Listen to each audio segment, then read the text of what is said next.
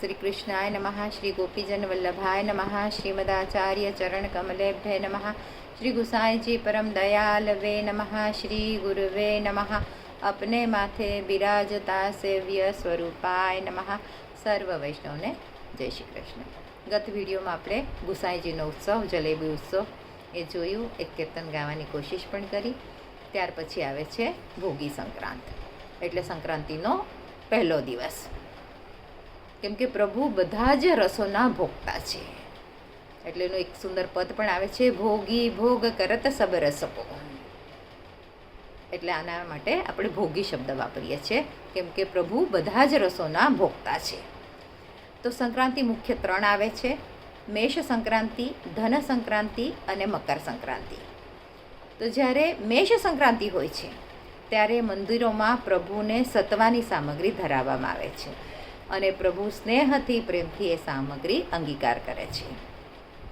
मेष संक्रांति प्रथम संक्रांति छे अने मेषनो सूर्य प्रथमना सूर्य छे अने उष्णकालनुं आगमन थाय छे। तेथी आ वेदोनी रीतमां छे। व्रजमां शांतनु कुंडनो पण भाव छे, एटले ए शांतनु कुंड पर सोना चांदी अने चोखा अगर तो छाणनो સાથિયો ત્યાં પુરાવવામાં આવે છે અને સત્વાની સામગ્રી પ્રભુને અંગીકાર કરાવાય છે। ત્યાર પછી આવે છે ધન સંક્રાંતિ।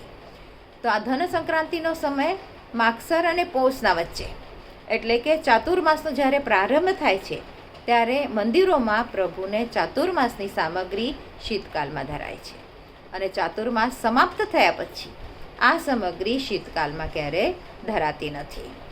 આ સંક્રાંતિનો ગુપ્ત ભાવ છે અને સામગ્રીઓમાં પણ ગોપીજનોનો ગૂઢ ભાવ રહેલો છે। આ સમયોમાં મંદિરોમાં ઘટા થાય છે અને તે ભાવનાના અલગ અલગ પદ પણ ગાવામાં આવે છે અને દર્શનમાં આનંદ અને અનુરાગ પ્રકટ થાય છે।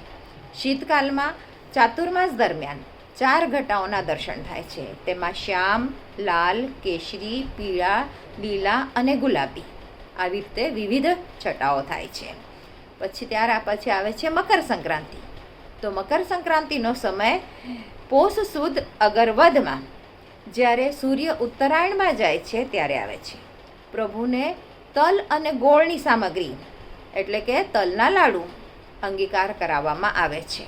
તેમાં મુખ્ય તલવાની સામગ્રી અને પછી મીઠો અને ફીકો ખીચડો પ્રભુને આરોગાવવામાં આવે છે। તે દિવસે પ્રભુ ગેંદ અને પતંગથી ખેલે છે, એટલે પ્રભુના સન્મુખ આ ખીલौनाમાં ગેંદ અને પતંગ મૂકવામાં આવે છે।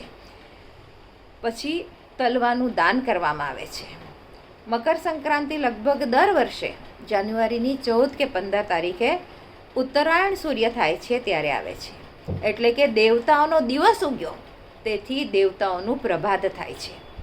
પ્રભાત એટલે સવાર થાય છે અને તે સમયે દાન, પુણ્ય તથા ભગવત નામ ઉચ્ચાર કરવાનો સમય હોય છે। આ સંક્રાંતિને ષટતિલા કહે છે, તેથી તલ તથા સુવર્ણનું દાન પણ યથાશક્તિ કરવામાં આવે છે। એમ માન્યતા છે કે દાન કરવાથી આપણા જાત જાતના પાપોમાંથી આપણે મુક્તિ મળે છે। અને મકર સંક્રાંતિના આગલે દિવસે ભોગી ઉત્સવ જે હોય છે તે દિવસે ઠાકોરજીને અભ્યંગ કરાવવામાં આવે છે।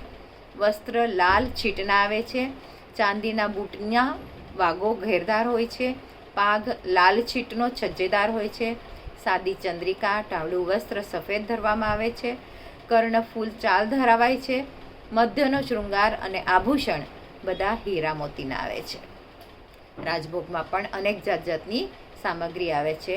બુંદીના લાડુ, છાશવડા, અડદના પુડલા, માખણ, ઘી, ગોળખાંડની કટોરીઓ આવી રીતને વિવિધ સામગ્રી પ્રભુ એ દિવસે આરોગે છે।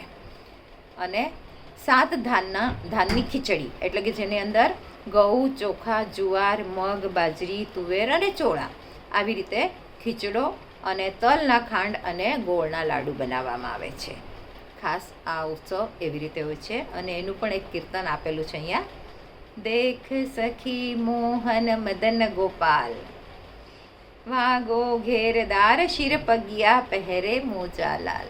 આવું સુંદર એક કીર્તન પણ ભાવ એટલે કીર્તનના માધ્યમથી પણ એ ભાવ વ્યક્ત કરવામાં આવે છે। આજ માટે આટલું જ। આજના મારા વચનોને પ્રભુ ચરણોમાં સમર્પિત કરું છું। કૃષ્ણાર્પણમસ્તુ। જે કાંઈ ભૂલચૂક થઈ હોય તે માટે ક્ષમા ચાહું।